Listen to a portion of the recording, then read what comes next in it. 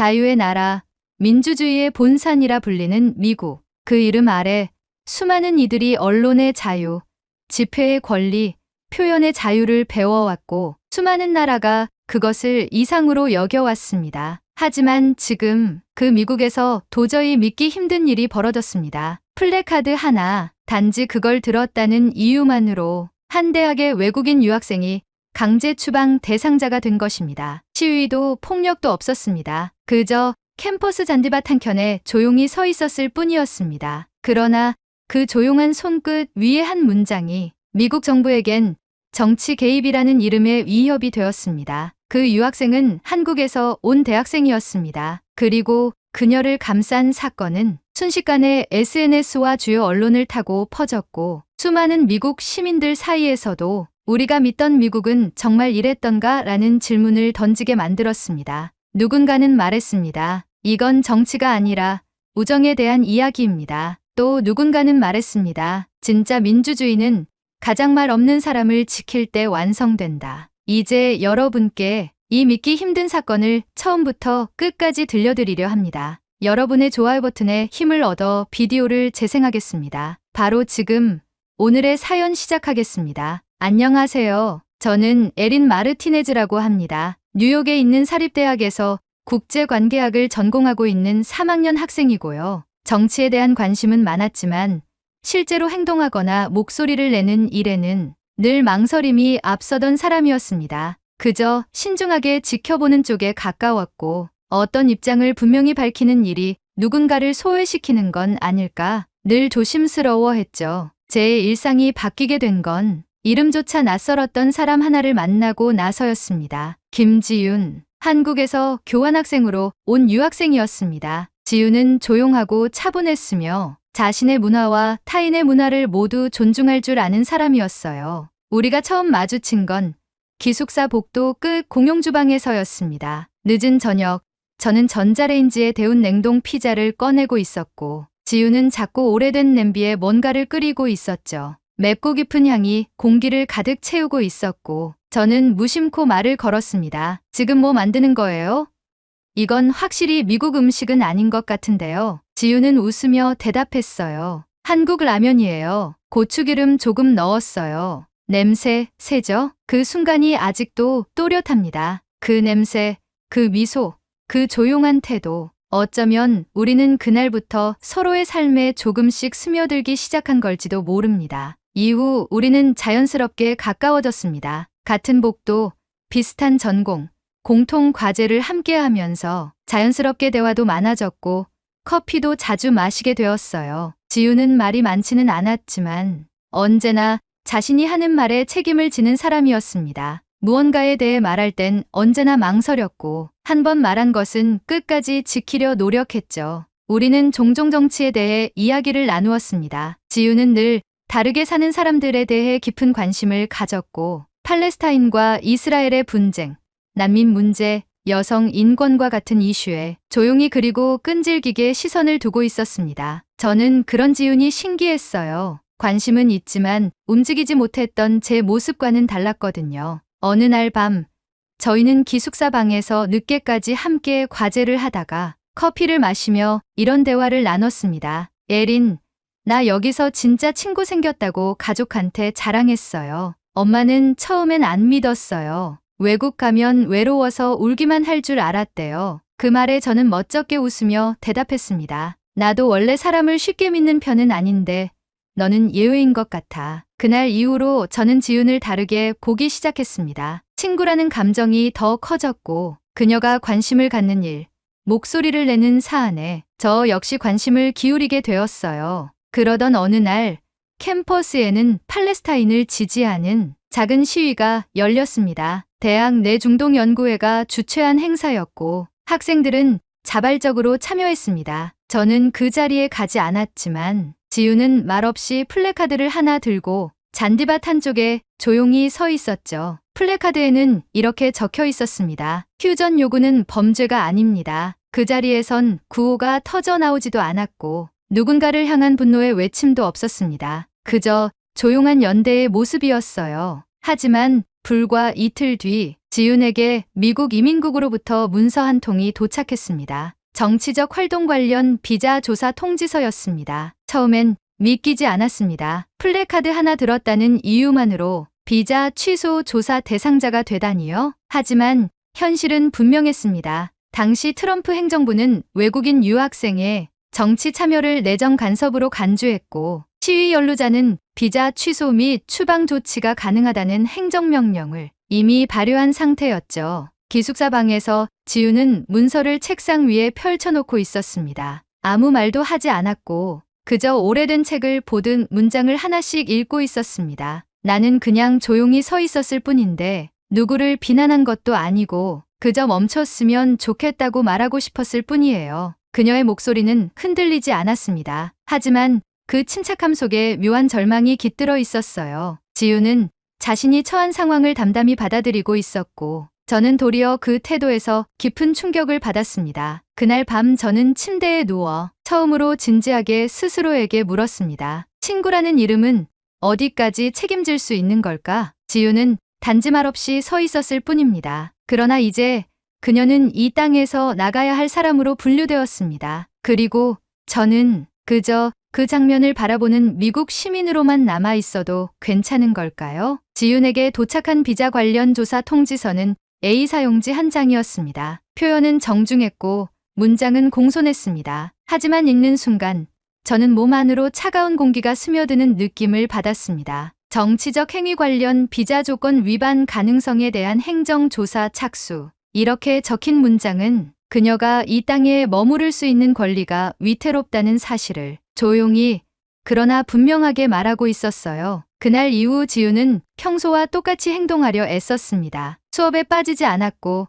식사 시간도 지켰고 교수들에게 과제 제출도 성실히 했습니다. 하지만 저는 지윤이 기숙사 방 안에서 아무도 없는 시간에 컴퓨터 화면을 하염없이 들여다보며 미국 이민국 사이트와 국제학생지원센터 페이지를 수십 번씩 새로 고치는 걸 보았습니다. 메일함을 확인하고 또 확인하고 문서를 복사해서 출력하고 다시 읽고 밑줄을 치는 그녀의 손끝이 어쩐지 어깨보다 더 무거워 보였습니다. 어느 날 밤 지윤은 저를 보며 말했습니다. 혹시 출국 명령이 내려지면 내가 못다한 수업에 대해 교수님한테 대신 메일을 써줄 수 있어요? 중간고사 답안지는 구글 드라이브에 다 올려뒀어요. 그녀는 이 모든 상황을 단순한 행정 절차로 받아들이려 애쓰고 있었고 저는 그 태도 속에서 더 깊은 무력감을 느꼈습니다. 그녀는 울지도 화내지도 않았습니다. 단지 이 땅에서 자신이 조용히 지워지는 방식에 익숙해지려 하는 듯 보였습니다. 이 사건이 알려지자 학교 커뮤니티 게시판에는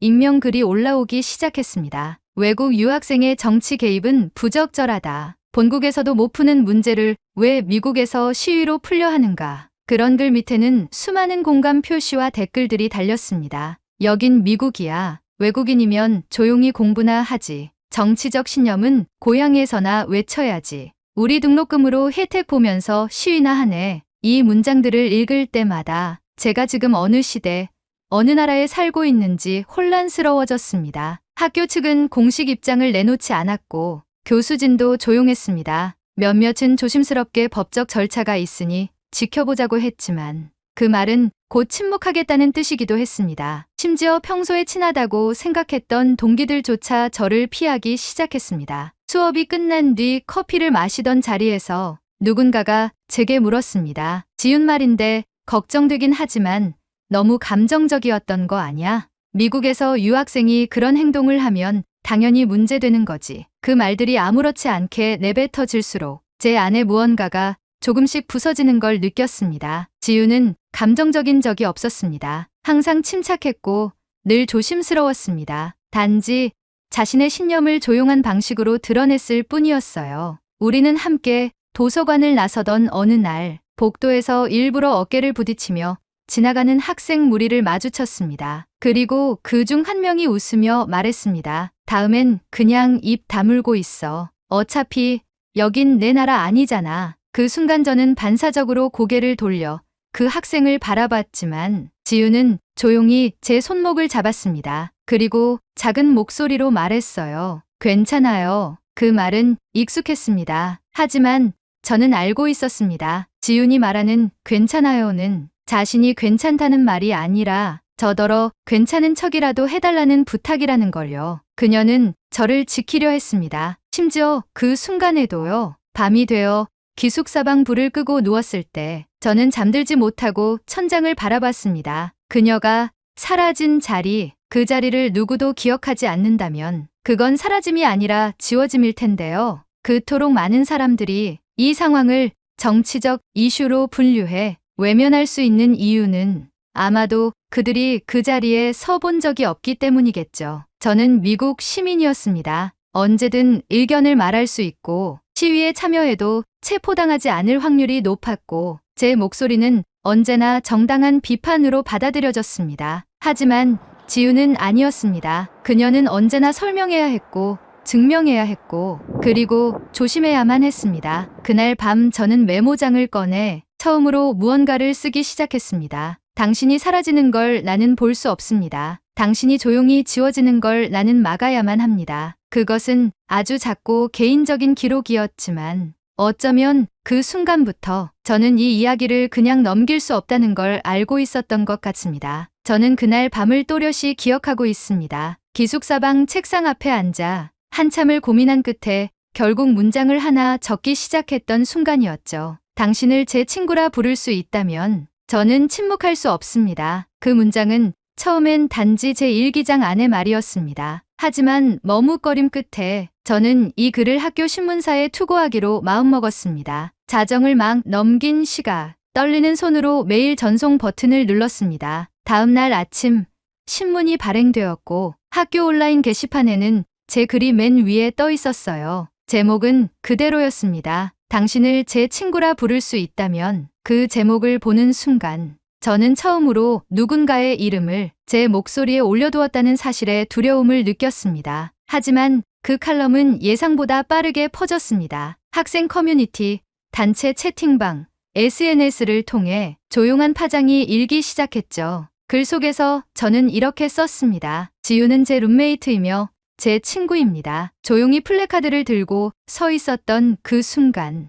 그녀는 누군가의 고통에 공감하고 싶었던 것뿐입니다. 그녀를 내쫓는 것은 단지 한 명의 외국인을 배제하는 일이 아니라 우리가 함께 믿고 지켜온 가치, 자유와 존엄을 내쫓는 것입니다. 누군가의 침묵이 정의롭다면 그 침묵을 지켜줄 수 있는 건 목소리입니다. 글을 올린 후 저는 긴 하루를 보냈습니다. 댓글은 생각보다 빨리 달렸고 용기 있다, 공감한다, 생각하지 못했던 시선이었다는 반응도 있었지만 여전히 조롱과 비난도 함께 쏟아졌습니다. 외국인 감싸기 바쁘네. 이게 정치적 올바름의 말로지. 국적이 다르면 책임도 다른 거야. 그 말들은 마음 깊숙한 곳을 아프게 했습니다. 하지만 저는 더 이상 물러설 수 없었습니다. 누군가의 삶이 조용히 지워지는 장면을 그저 바라보는 것만으로는 더 이상 저 자신을 지킬 수 없다고 느꼈으니까요. 며칠 뒤 저는 한 교수님께 메일을 보냈습니다. 지훈의 상황을 설명하며 그녀가 학업을 이어갈 수 있도록 교수진의 지지가 필요하다고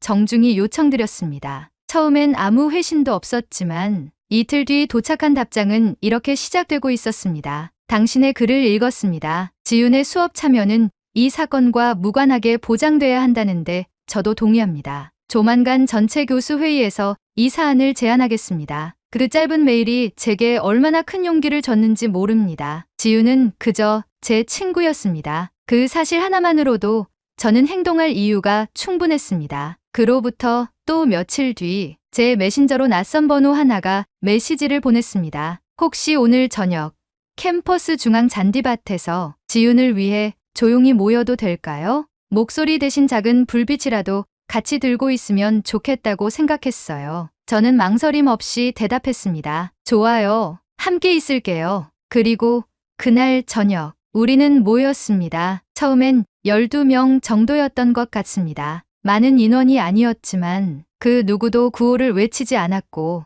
누구도 마이크를 들지 않았습니다. 우리는 그저 작은 초 하나씩을 들고 캠퍼스 한가운데 잔디밭에 조용히 앉아 있었습니다. 그리고 누군가가 준비한 종이에 적힌 문장을 들고 있었죠. 정의는 국적을 가리지 않습니다. 한 명, 2명. 시간이 지날수록 더 많은 학생들이 조용히 다가와 불빛 하나씩을 더했습니다. 어떤 이는 노트북을 켜고 지훈이 플래카드를 들고 서 있었던 장면을 배경화면으로 띄웠고 또 어떤 이는 작은 메모지에 힘내요라는 문장을 적어 나무에 걸었습니다. 지훈은 그 자리에 오지 않았습니다. 사실 저는 그녀에게 이 모임에 대해 말하지 않았습니다. 혹시 아무도 오지 않으면 어쩌나 또 실망할까봐 걱정됐기 때문이죠. 하지만 다음 날 아침 기숙사 방에 돌아온 지훈은 제 책상 위에 놓인 하얀 초와 작은 쪽지를 발견했습니다. 그 쪽지엔 단 3글자가 적혀 있었어요. 당신과 함께. 지훈은 그 종이를 한참 바라보다가 조용히 제게 물었습니다. 예린,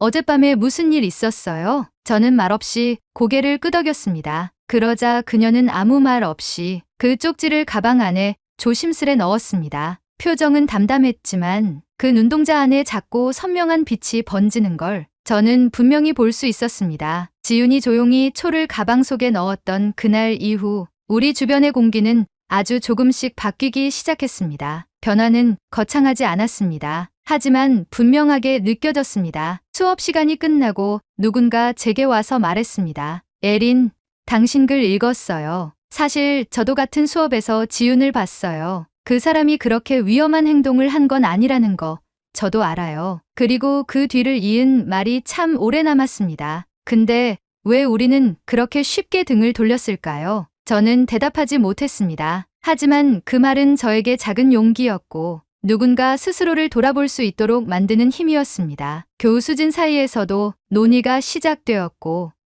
국제학생지원센터는 지훈의 상황을 외부 로펌과 공유하며 법적 대응을 위한 절차를 지원하기로 결정했습니다. 물론 모든 절차가 간단하거나 빠르진 않았습니다. 하지만 분명한 건 지훈은 더 이상 혼자 싸우는 사람이 아니라는 사실이었습니다. 지훈은 감사하다고 했습니다. 그러면서도 여전히 조심스러웠습니다. 제가 부담이 되는 건 아닐까봐 걱정돼요. 그 말을 들은 저는 웃으며 말했습니다. 부담이 아니라 책임이에요. 친구라는 말에는 원래 그런 게 따라오는 거니까요. 그러던 어느 날 저는 문득 생각했습니다. 이 이야기를 글로만 남겨둘 게 아니라 영상으로 만들어야겠다고요. 왜냐면 이건 단지 지훈 한 사람의 문제가 아니라 지금 이 땅에서 공부하고 살아가는 수많은 유학생들과 그들을 친구로 둔 사람들의 이야기이기도 했으니까요. 처음엔 캠코더 하나로 시작했습니다. 지훈이 허락해준 만큼만 수업에 들어가는 뒷모습,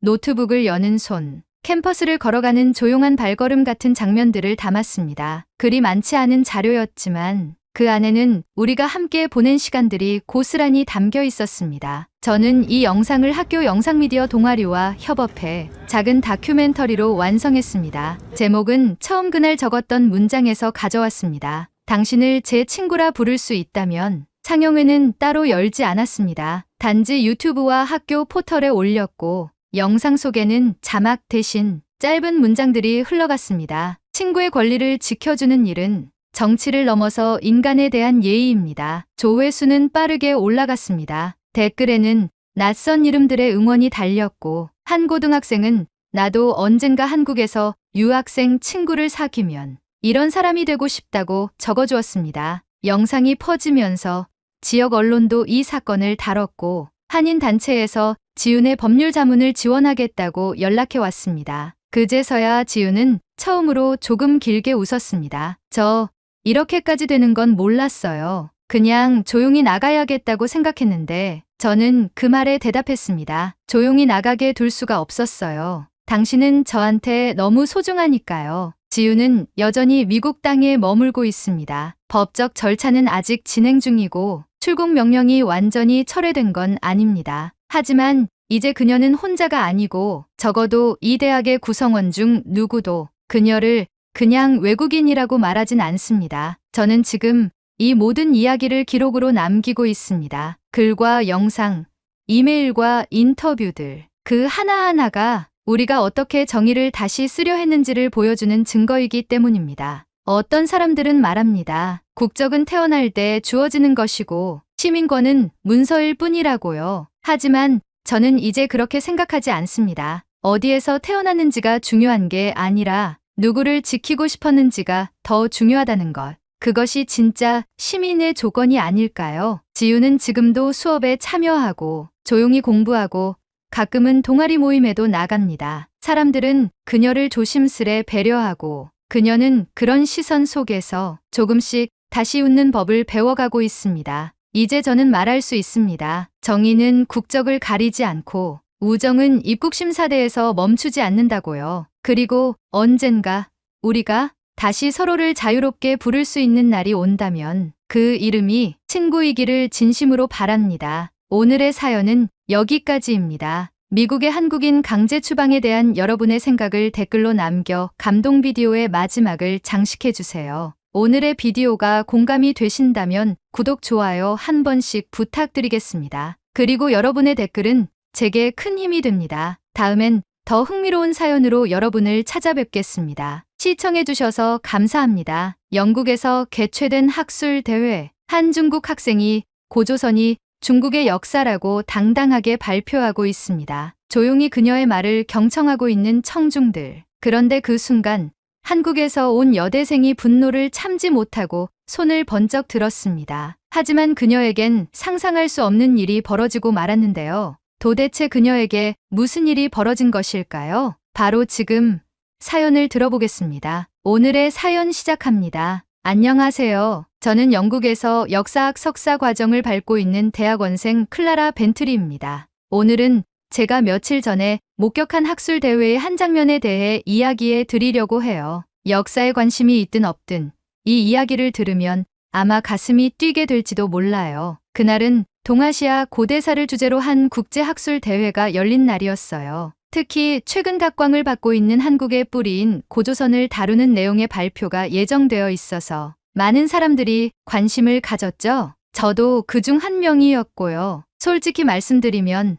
고조선이 한국의 고대 국가라는 것 외에는 잘 몰랐어요. 하지만 한국의 문화가 세계적으로 유명해졌고 한국에 대한 관심도 증가하게 되어 한국의 뿌리이자 역사인 고조선에 대한 궁금증이 많아졌죠. 그런데 발표가 시작되자 이 주제가 단순한 고대사의 논쟁을 넘어 동아시아의 자부심과 정체성까지 걸린 문제라는 걸 알게 됐죠. 강당에는 200명이 넘는 학자들과 대학원생들이 모여 있었고 그 중에는 동아시아 출신의 사람들이 꽤 많았어요. 그중 대다수가 중국인이었고 한국과 일본인은 많지 않았죠. 이 3국이 주고받는 분위기는 조금 어색하면서도 긴장감이 감돌았어요. 모두가 이 발표가 단순한 학문적 논의로 끝나지 않을 거라는 걸 알고 있었던 것 같아요. 학술대회가 시작되고 첫 발표자가 단상 위로 올라가는 모습을 보았어요. 그런데 이상한 점을 발견했죠. 한국의 근원인 고조선에 관한 발표인데 첫 발표자로 중국에서 온 리샤오가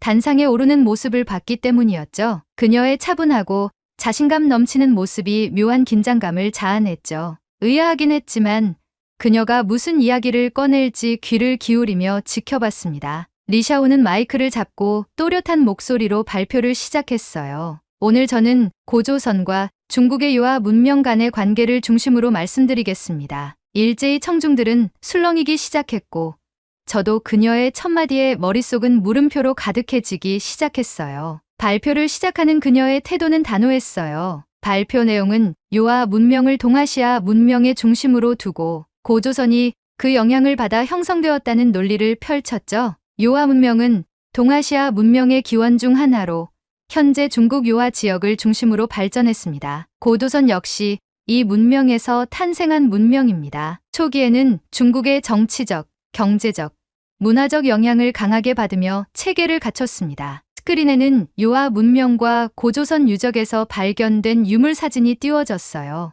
리샤오는 두 지역에서 발견된 도자기의 유사성을 근거로 들며 두 문명이 밀접하게 연결되어 있었다고 설명했죠. 이 도자기들은 고조선이 유화 문명의 영향을 받았다는 강력한 증거입니다. 유화 문명은 기원전 3000년경 문명이 발전하기 시작했습니다. 이후 고조선이 세워졌고 유화 지역과 밀접한 지역인 고조선은 유화 문명의 정치, 경제, 문화를 본받으며 체제를 구축했습니다. 고조선은 유화 문명에 종속되었던 세력에서 시작하여 지금의 한국으로 발전하게 된 것입니다. 리샤오의 말에는 강단이 있었습니다. 한국의 역사에 관한 내용에서 끊임없이 화두되는 중국 파생론에 힘을 실어주는 발표였습니다. 이 말을 듣는 청중들은 메모를 하기도 하고 고개를 끄덕이기도 했습니다. 이어서 리샤오는 쌀의 기원에 대해 언급하기 시작했습니다. 여러분이 동양의 식문화를 생각하게 되신다면 제일 처음 떠오르는 곡물이 있을 겁니다. 바로 쌀입니다. 쌀 역시 기원은 중국입니다. 훈난이에서 발견된 벼씨앗은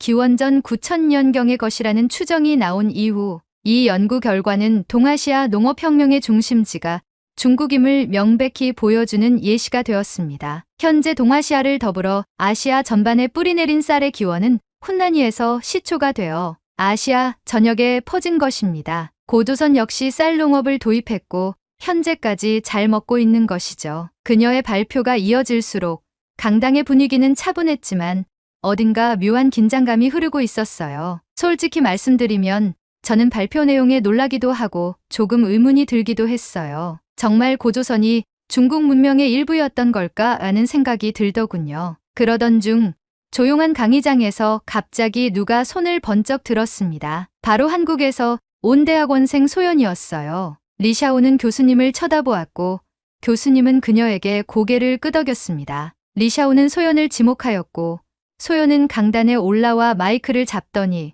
단호하게 말하기 시작했죠. 리샤오 발표자님의 연구가 흥미롭습니다. 하지만 중요한 점에서 논의가 편향된 부분이 있습니다. 김소연의 첫 마디부터 강당 안은 숨죽인 분위기로 바뀌었어요. 그녀는 스크린에 새로운 사진을 띄웠어요. 리샤오가 제시했던 벼 씨앗의 사진이었죠. 이 사진은 한국의 청주 소로리에서 발견된 벼 씨앗의 사진입니다. 발굴된 청주 소로리 벼 씨앗은 기원전 13,000년 전의 것으로 세계에서 가장 오래 재배되었던 벼로 인정받고 있습니다. 훈난이에서 발굴된 벼 씨앗과 비교해도 그 연대 차이는 무려 4,000년입니다. 이는 동아시아 농업의 기원이 중국에만 국한되지 않음을 보여줍니다. 리샤오는 말없이 화면만 바라보고 있었고 장내는 술렁이기 시작했습니다. 소연은 이어서 하가점 하층 유적에서 발견된 비파형 동검의 사진을 띄웠어요. 이 동검은 고조선이 독립적으로 발전했음을 증명하는 중요한 유물입니다.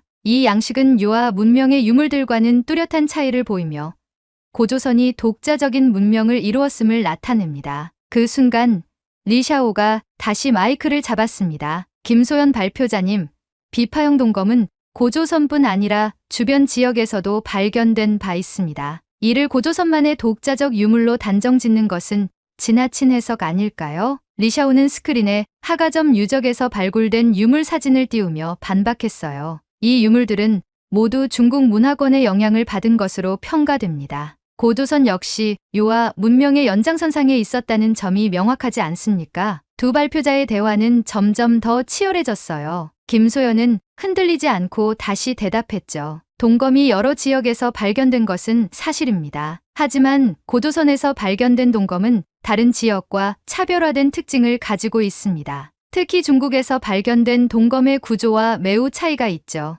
이는 고조선이 독립적인 무기 체계를 가지고 있었고 독립적으로 발전한 문명임을 명확히 보여주는 예시입니다. 강당 안의 공기는 마치 터질 듯 팽팽해지기 시작했어요. 저는 두 사람의 대화를 숨죽이며 지켜보았죠. 평소에는 관심을 두지 않았던 동아시아 고대사의 논쟁이 이렇게 치열하고 열정적인 주제가 될 줄은 꿈에도 몰랐거든요. 리샤오와 김소연 두 발표자가 각자의 논리로 맞서며 한치의 양보도 없이 토론을 이어가는 모습을 보며 알 수 없는 아우라가 보이기 시작했어요. 그야말로 그들의 열정은 놀라웠죠. 저는 그들의 대화를 들으며 이런 생각이 들기 시작했어요. 고조선과 쌀의 기원은 나와는 다른 나라의 역사인데 저 사람들은 마치 자신의 문명과 역사를 지키기 위해 모든 것을 걸고 싸우는 듯하네. 소연은 리샤오에게 다가가며 말을 이어갔습니다. 훈난이에서 발견된 벼 씨앗이 역사 자료로서 중요하다는 점은 인정합니다. 하지만 훈난이에서 발굴된 벼 씨앗의 연대는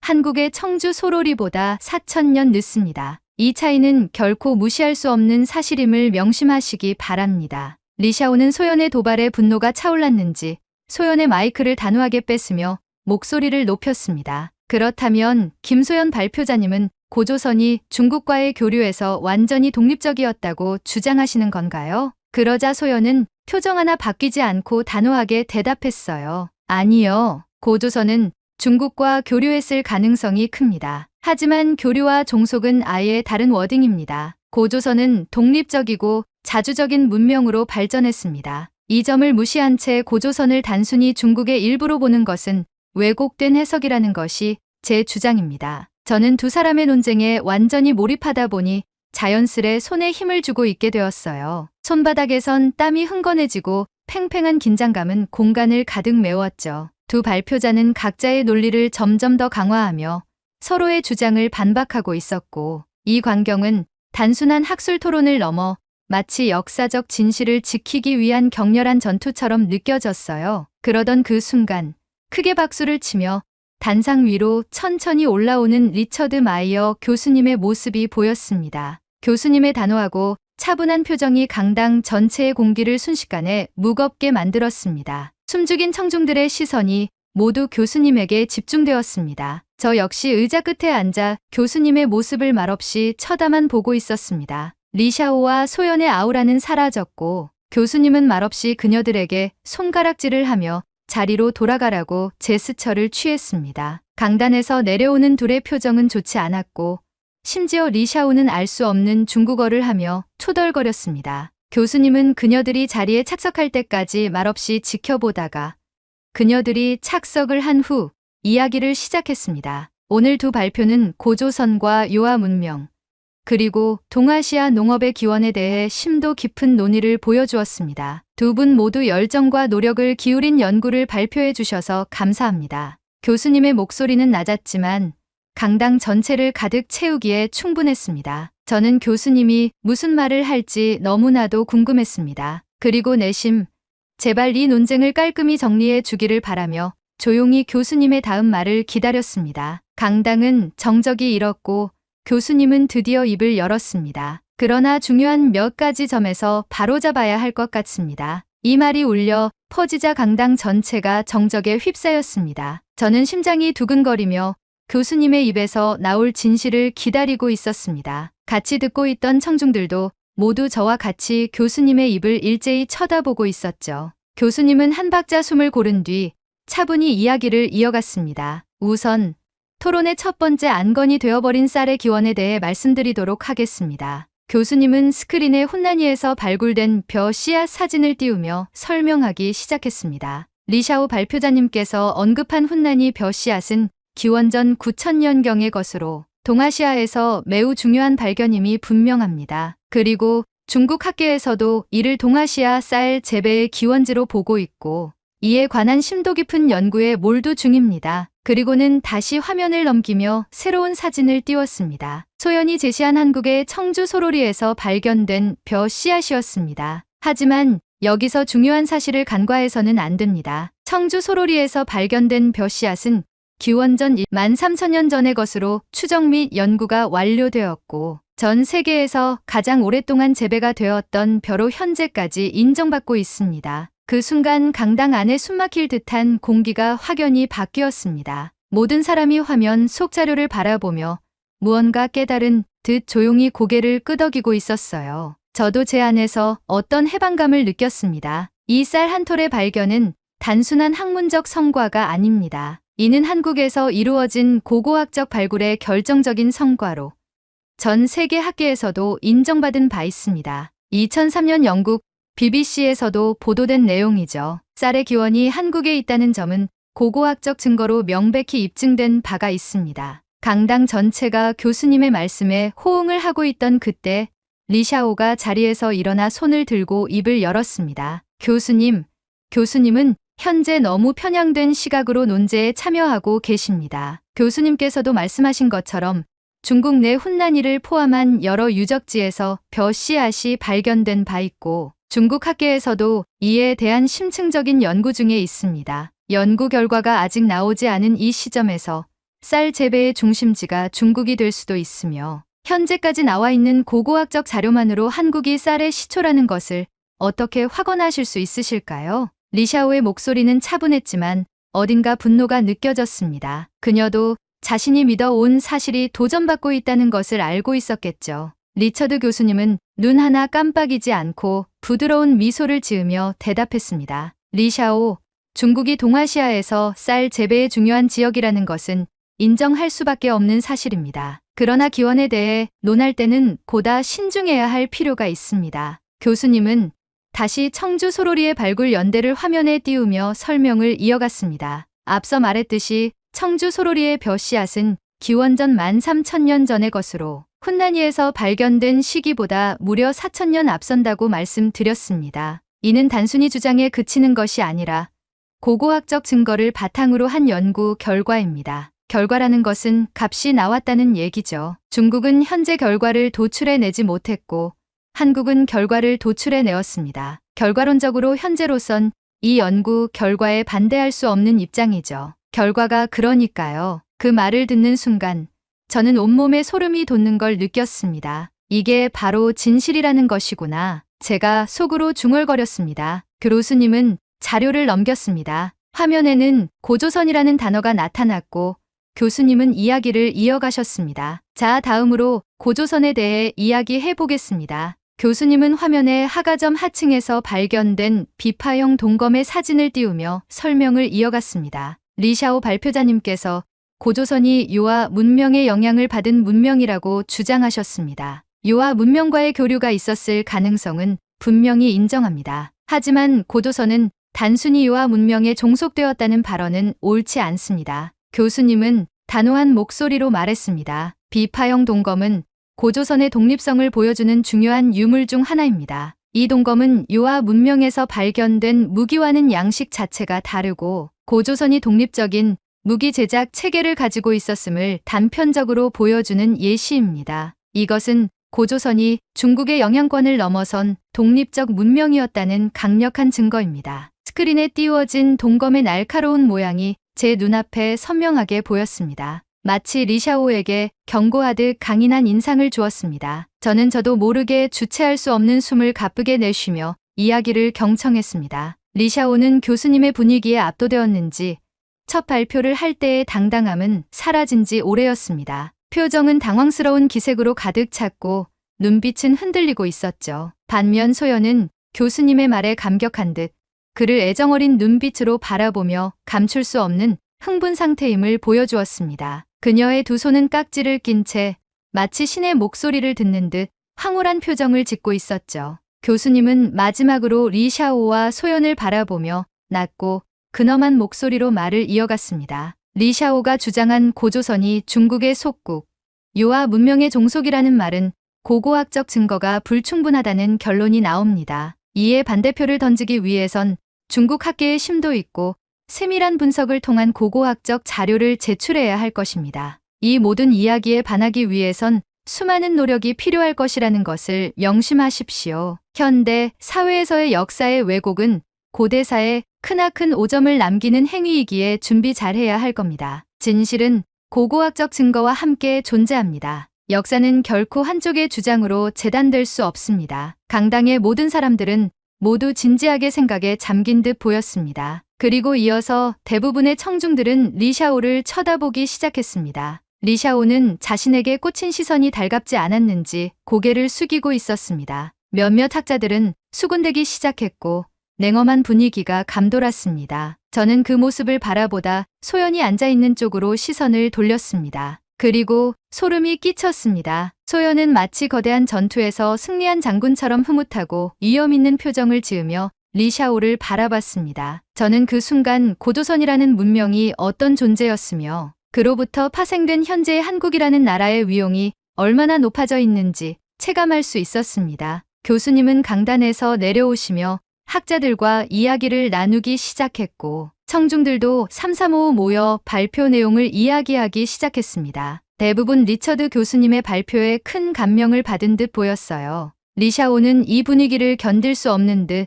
황급히 자리를 떠났고 소연의 주위에는 수많은 학자들과 청중들이 모여 그녀와 이야기를 나누고 있었습니다. 저는 멍하니 그 장면들을 바라보다 혼자 강당을 빠져나와 차가운 바람을 맞으며 생각에 잠겼습니다. 바람은 마치 제 마음속 혼란을 씻어내는 듯했습니다. 그 순간 머릿속에서 한 가지 질문이 맴돌았어요. 나는 이제 무엇을 해야 할까? 그 답은 의외로 명확했습니다. 진실을 지켜야 한다. 리샤오의 발표를 다시 한번 되새기며 저는 두려움을 느꼈습니다. 고조선이 중국의 일부라는 왜곡이 이렇게 당당히 국제학술대회에서 받아들여지면 어떡하지? 라는 생각이 머리를 떠나지 않았습니다. 하지만 리처드 교수님이 비파형 동검과 청주 소로리 벼 씨앗의 중요성을 차분히 짚어내며 현대 고고학적 진실을 바로잡는 순간 제 마음속 어딘가에서 해방감이 느껴졌습니다. 쌀은 한국에서 처음 재배되었고